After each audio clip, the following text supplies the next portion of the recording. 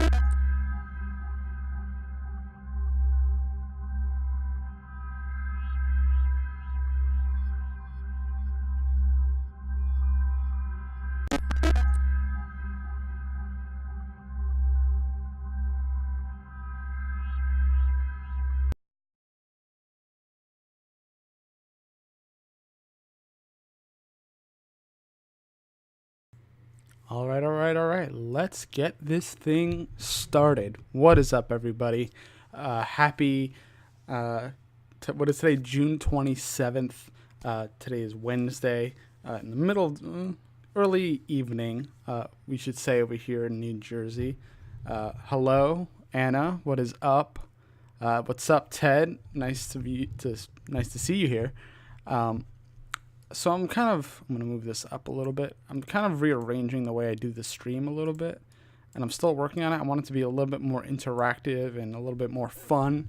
So I'm going to be making changes every now and then, and you guys have to kind of work with me here. But we have a little bit of entertainment news today, so this should be fun.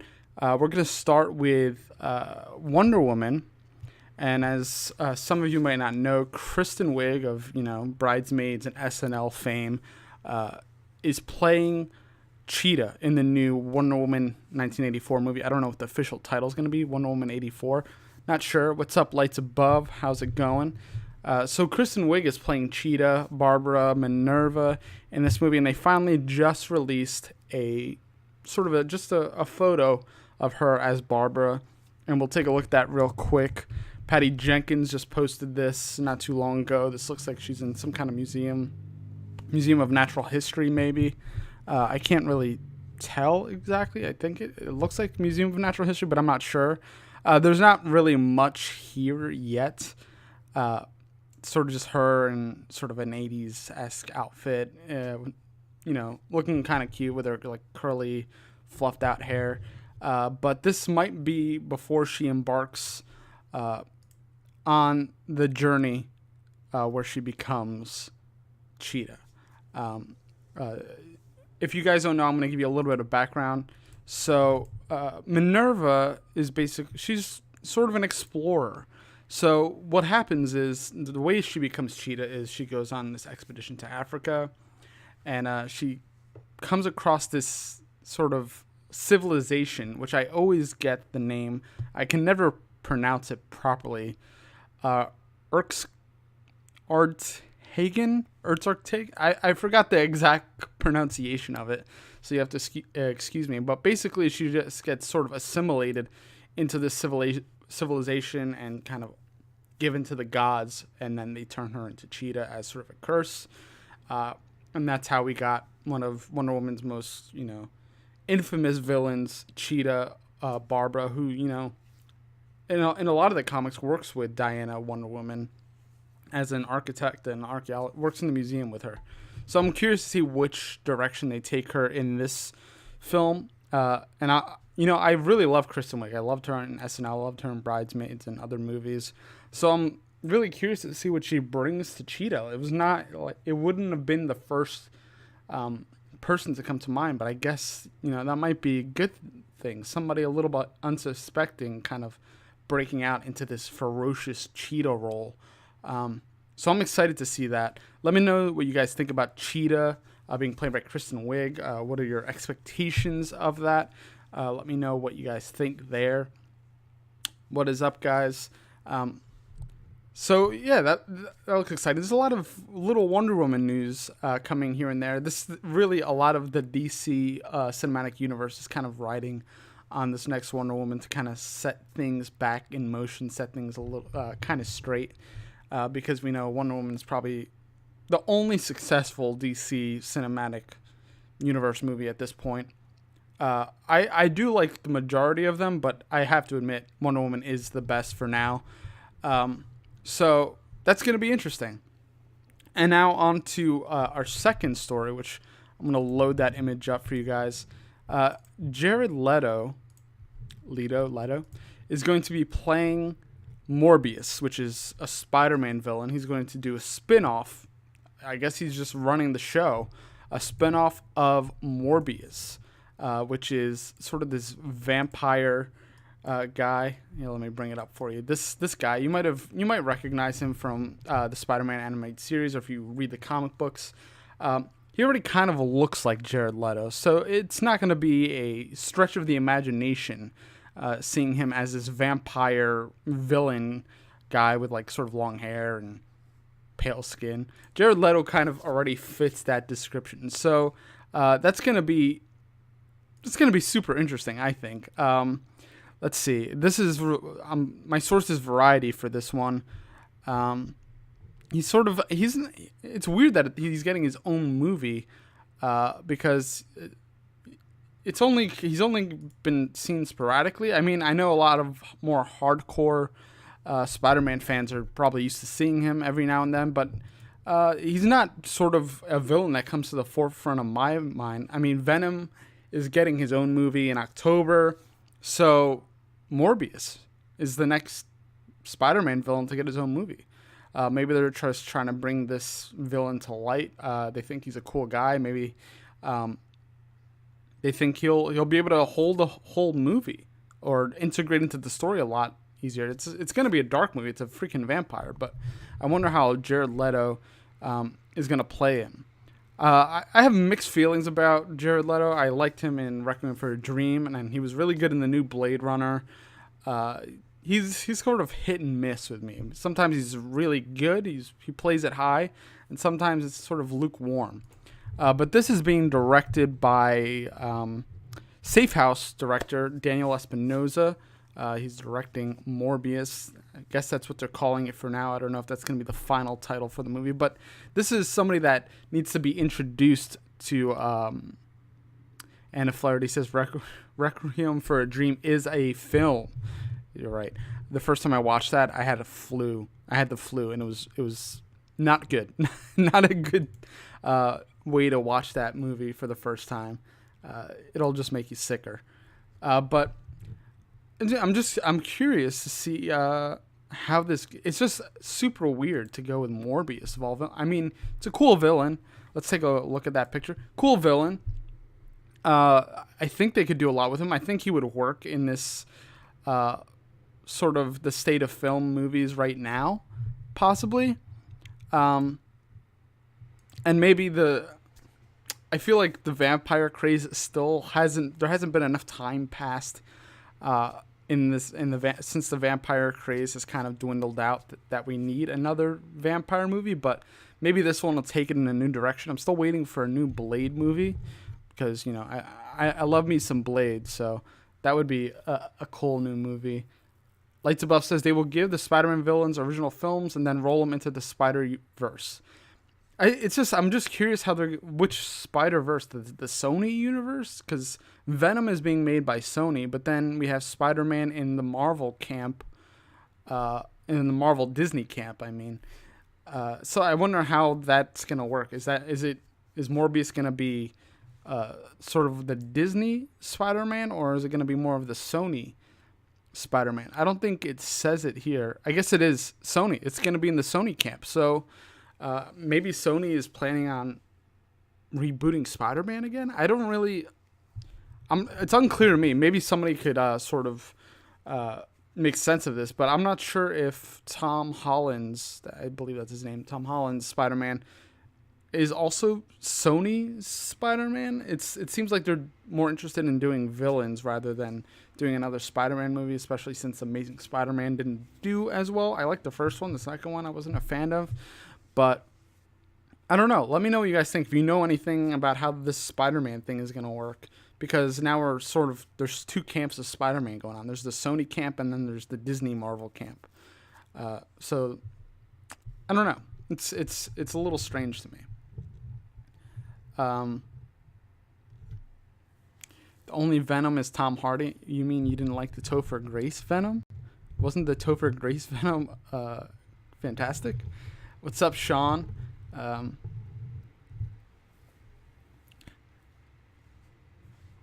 But this is the thing. I just don't know what Sony is doing with actual Spider-Man, like the Spider-Man man.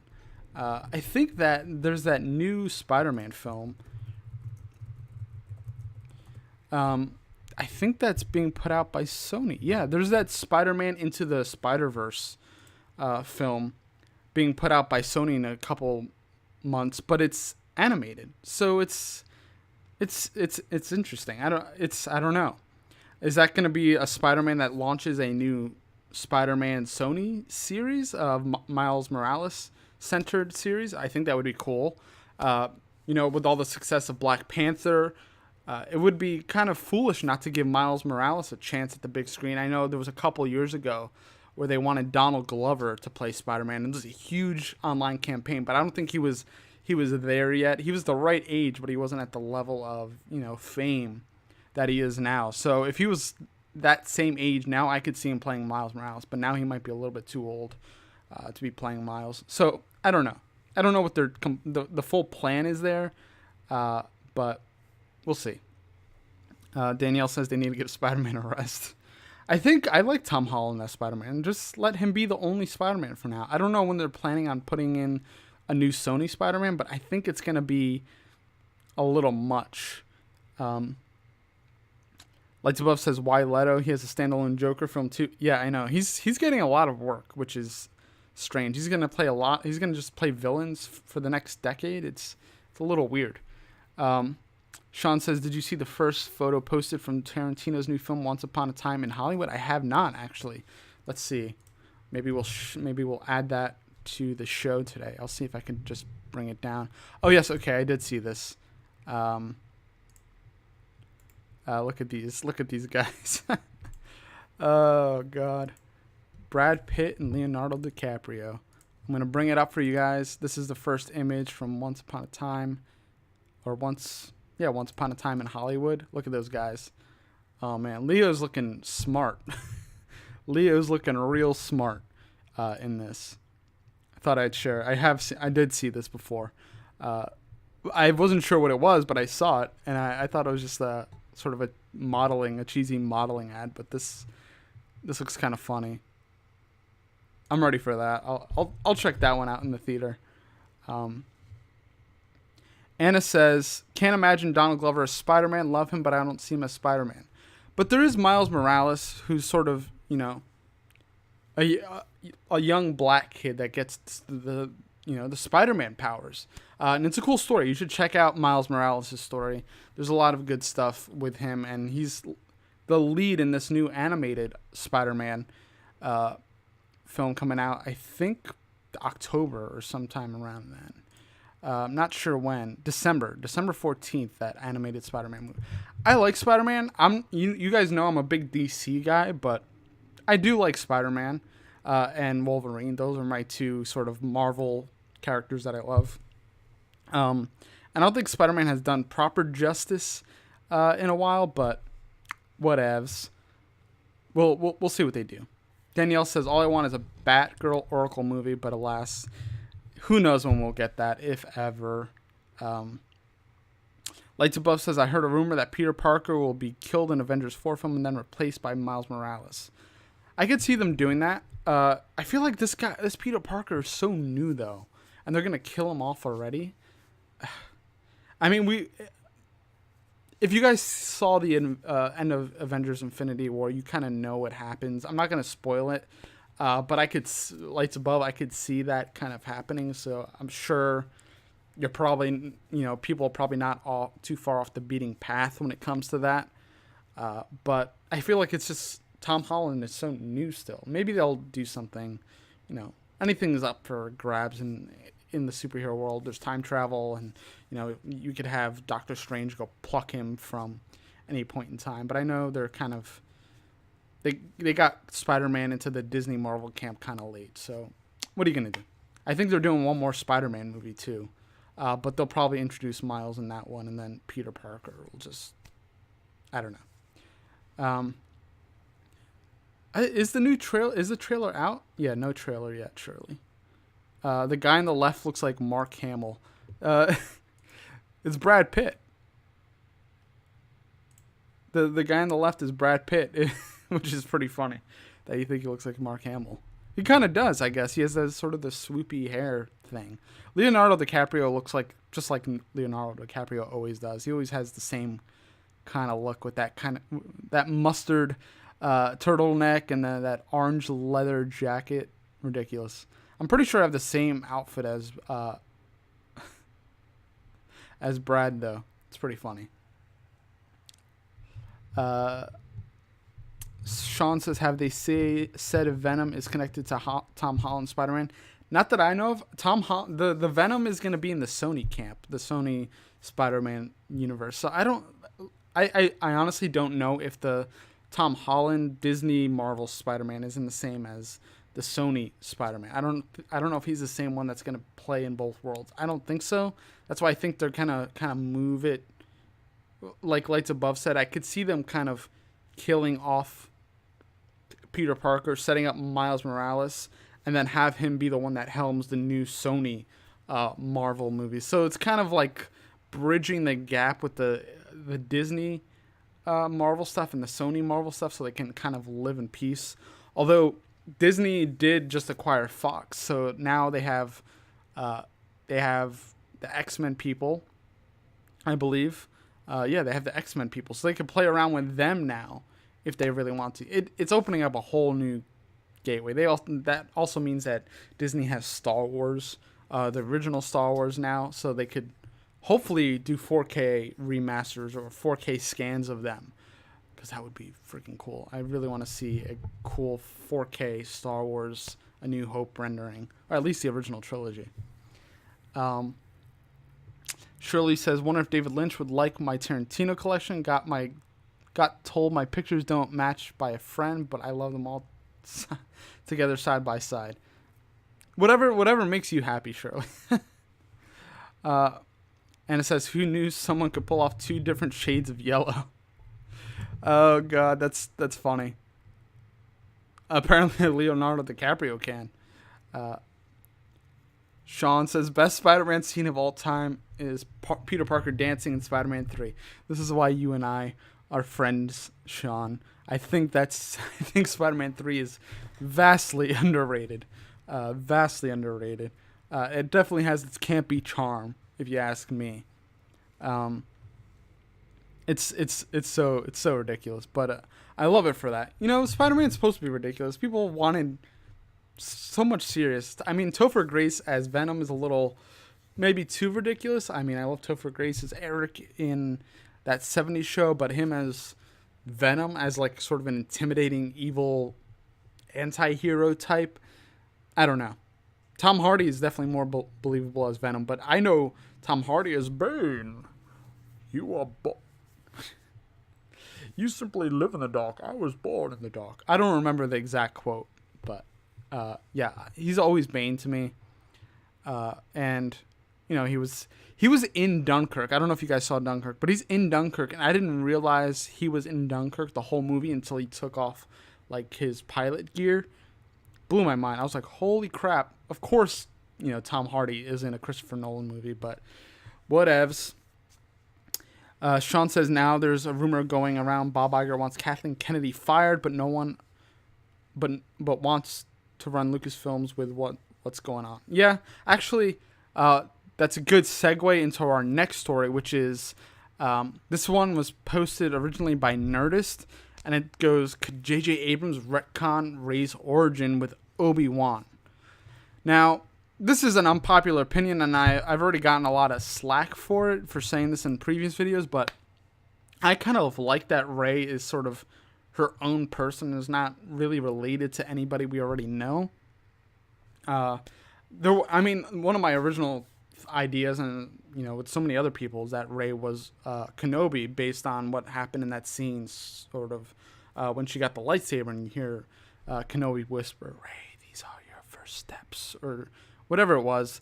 So that kind of just launched Rey is Obi-Wan Kenobi's daughter or granddaughter or something. I think maybe if she is related to a Kenobi, it's tangentially. Let's see what they say here. I haven't gotten to read the full article. Let's see. Did JJ say something as officially? It seems like this might be kind of off the cuff, sort of theorizing. People want Ian McGregor to come back to do a Force Ghost scene, as well as Hayden Christensen to maybe do Anakin, which might be a little controversial, but I think we should forgive and move on. I like where they're taking these films. I know a lot of people don't. I mean, a lot of people don't. It's massively divisive. People take what they want from it, take what they will. So people are thinking, maybe JJ brings that back around to Rey being someone of the Obi-Wan clan. Sean says, one of my thoughts was that she was the new chosen one, basically the new Anakin Skywalker. That's what I was thinking. I agree, Sean. I thought she was maybe how we thought Luke was the one, but no, I think we need to get sort of away from the Skywalker thing. Obviously, that sort of bloodline, I think, is tainted by the dark side, and Rey has almost no knowledge of the dark side until she's a lot older. Until we see her and she knows that, there is sort of this bad side. Although she kind of gets an idea of what the dark side is in the Last Jedi. But I think Rey is still very pure at heart, and she kind of just wants to do the right thing, which and is unencumbered by all the politics of the previous Jedis, the Jedi Council, the Republic, all this kind of dictating what Jedis can and can't do, which is what ultimately created Darth Vader at first, you could say, because his love for Padme and his inability to do it openly and express it is what destroyed him, and also wanting to prevent her from death and childbirth and all that stuff. But Lights Above says that We the Fans declaration is embarrassing.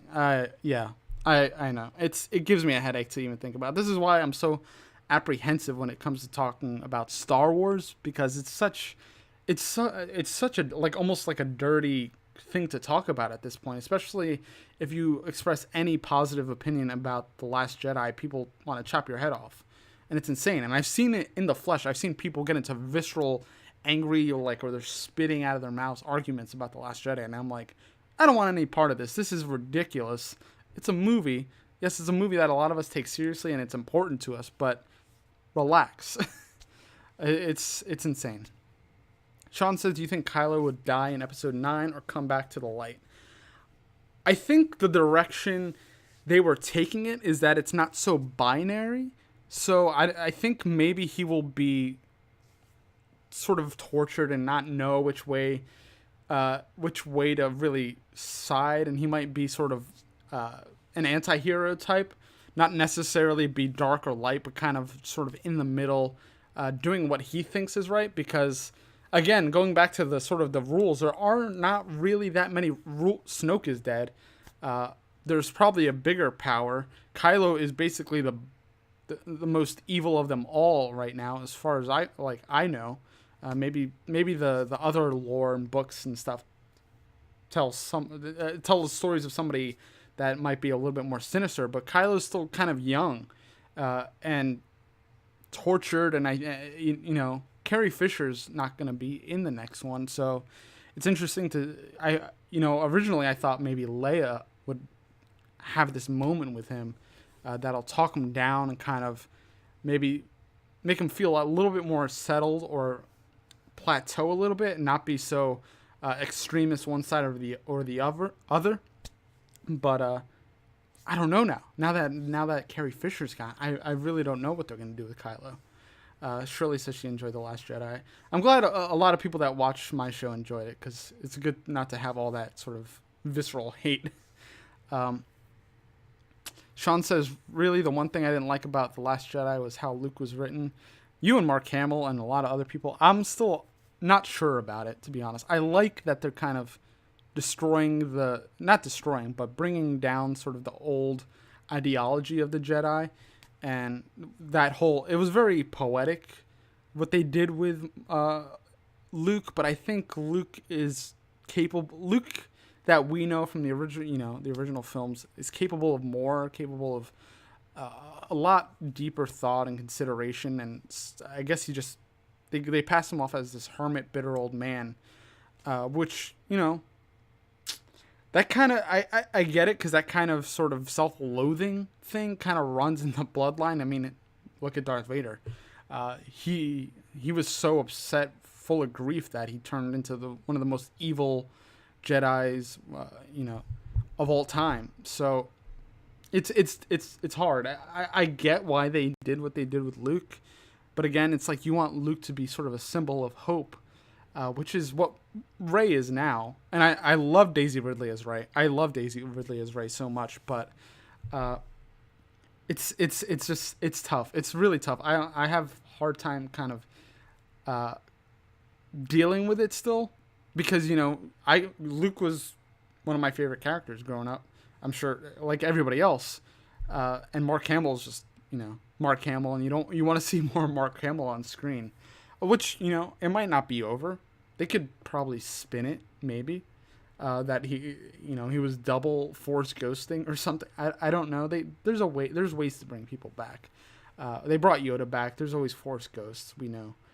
Maybe Luke is more able to do that. Who knows? We'll see what J.J. Abrams decides to do. I trust J.J. Abrams. He's one of my favorites. I think he does a good job with that, and I think he respects these characters a lot. Not to say Rian Johnson doesn't, but he was more interested in taking the story in a new direction rather than, I think, giving a lot more to these characters that are loved. I get both styles. I do. I understand it, but it's just hard to swallow a lot of the time, I think. Sean says, I didn't like the scene where he threw his father's lightsaber away. I don't think to ask, where did you get this? And didn't think to ask, where did you get this?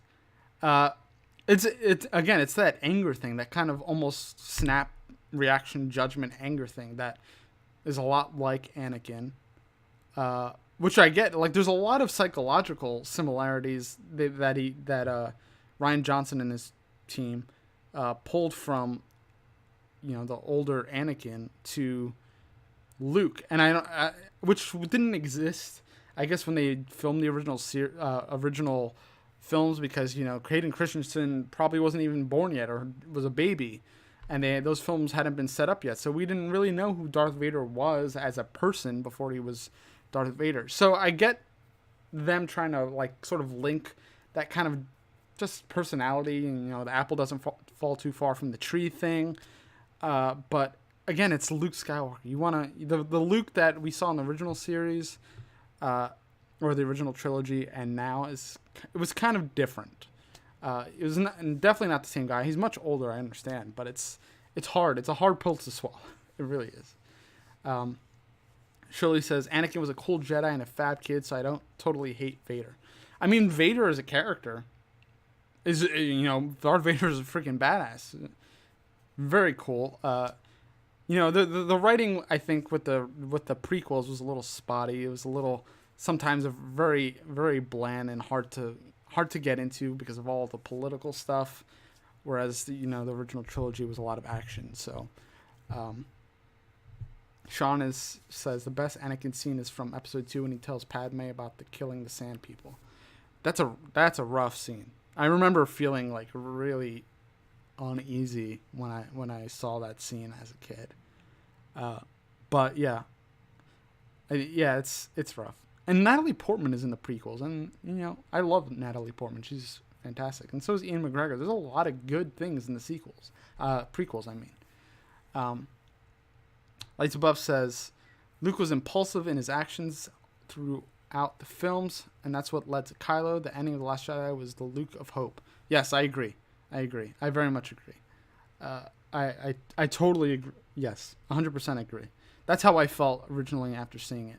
I mean, I wanted different Luke. I wanted like Luke, very cocky, kind of self-assured, but goofy Luke Skywalker. But also, I needed progression. I needed to, feel like this character sat for a while and went through some stuff in his head and just experienced stuff and was worn down by all the war and sadness and loss and all this stuff. So it makes sense.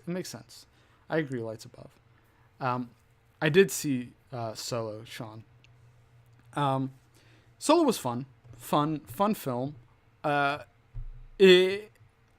I don't think it's a film that needed to happen, or if it did happen, it should have happened earlier or later, because I don't think it really added anything to what's going on in the main storyline. And I feel like at least Rogue One kind of indicated what direction they were going to go in the main story plot. Sort of like the Jedi, the Force is all around us. Anybody can be a Force wielder if they really, discipline themselves. Sean asks, was there any scenes you didn't like in The Last Jedi? I mean, besides Luke getting the milk scene, that was pretty unsettling. It was funny, but I don't think it was necessary. I'm trying to think. The scene where Leia gets pretty much shot out into space and is kind of floating there, and then Force pulls her way back. That's a cool moment. But I don't know if we needed that. Like, we already kind of... It was. I think it was better that we knew Leia was Force sensitive, but never really had to use it in that kind of extreme way. But I guess it feels like they set that up just to have her do that, just for her to have that moment of doing the shooting back to wherever. Unnecessary, cool moment, but unnecessary. I like when we kind of thought it was sort of suggested, and you might have think, oh, did Leia do something here? Did she do something here? Instead of it being very blatant, which is what they did. Again, cool scene, but I don't think it was needed, really. We've really talked about Star Wars a good amount. I mean, we could do a separate Star Wars stream if you guys want. I kind of try to stay away from Star Wars because it is so divisive, but maybe we should just have and there's so many other Star Wars channels, but maybe we should just have one on this channel with our little community here if you guys are up for it. And one last thing, I want to know, since you guys are we have mostly Twin Peaks fans in here, I want to know what you guys think of this thing. And I'm sure some of you have already seen it, but I'm gonna bring it up because I think it's really funny. Let's see, I'll bring it up right now. Just to move away from Star Wars for a minute. Have you guys seen this thing floating around? This is supposed to be a San Diego Comic-Con exclusive, and it's supposed to be the evolution of the arm. It does say prototype picture, not final product, subject to licensor approval. So hopefully this isn't exactly what it looks like, because it kind of looks a little cheesy, and then, you see the points of articulation there, so you could like move it around and pose it. But I hope it's a little bit closer to the actual thing from the show when it finally comes to market. I'm sorry, I keep moving this around. But just so you guys know, I ordered two. I ordered 2 of them. You could order them at Entertainment Earth. Pre-order. It is going to be a San Diego Comic-Con exclusive, but I think they're going to sell them to the public through their website. So I ordered 2. I'm going to have one for myself and probably one to give away. So whenever I get that, I'll announce it and we can do a giveaway, which is going to be for people that subscribe to the channel. And I know most of you guys do, so those of you watching live do. So thank you. But I will be doing a giveaway hopefully soon, whenever it actually comes out, which maybe in a month or 2. I am also going to probably do a giveaway of A Room to Dream, but that's probably going to be U.S. only because shipping costs are insane out of the country. And our last piece of news for today is that Nicolas Cage is going to be in a new sort of horror surreal movie called Mandy. You guys should check out the trailer. It's pretty nuts. I definitely want to see it. I think Nicolas Cage is back to old form. It looks really good. I want to know what you guys think after you watch it. I'll put the link in the chat in a second. Just grabbing it right now. It just looks really cool. It's really stylized, but it looks like it might actually be kind of interesting and scary. Because I'm always worried with horror that's super stylized. It's like it cares more about the look and the atmosphere, which is important, but it kind of falls flat in the actual story, plot, action, whatever. But this looks pretty interesting, and I like seeing Nicolas Cage and in surreal sort of roles, and I love Wild at Heart, as you guys know. So seeing him in similar roles where he can be weird and it makes sense for the film, I'm just super interested in that. So I'm definitely gonna check that one out when it hits theaters. But definitely check out the trailer if you haven't seen it already. Sean says, "Have you seen the film Joe with Nicolas Cage?" I don't think so. Let's see. I'm going to look it up real quick.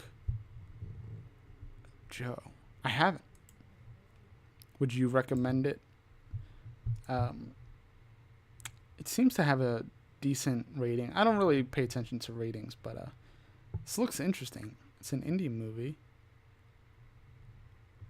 I'll check it out. I'll check it out, Sean. Yeah, it looks good. All right. Well, that was my news for today. This went on way longer than I thought. We're at 40 minutes. But thank you guys for watching and hanging out in the middle of the sort of early evening. I know it's late for a lot of you guys too, or it's early, maybe. But yeah, Sean, I'll check it out for sure. Thanks. That looks cool. 2013. Yeah, check that one out. But anyway, guys, thanks you for watching. It's, we had a pretty good conversation today. Definitely went on that Star Wars tangent, which is good. I love talking Star Wars again, but it's just, sometimes it's a lot, especially because people get so emotional about it. And I'm definitely not a hardcore Star Wars fan. I really love Star Wars, but I'm not hardcore. I don't read all the books and I don't buy all the toys and stuff. But we'll see. Maybe we'll have a separate Star Wars stream sometime if you guys are interested. Anyway, thank you very much for watching. New people, please subscribe and support the channel if you like this video and want to see more entertainment news and the like. And follow me on social media at Joey Pedras. And find out when new videos come out, and we'll chat and stuff. All right, guys.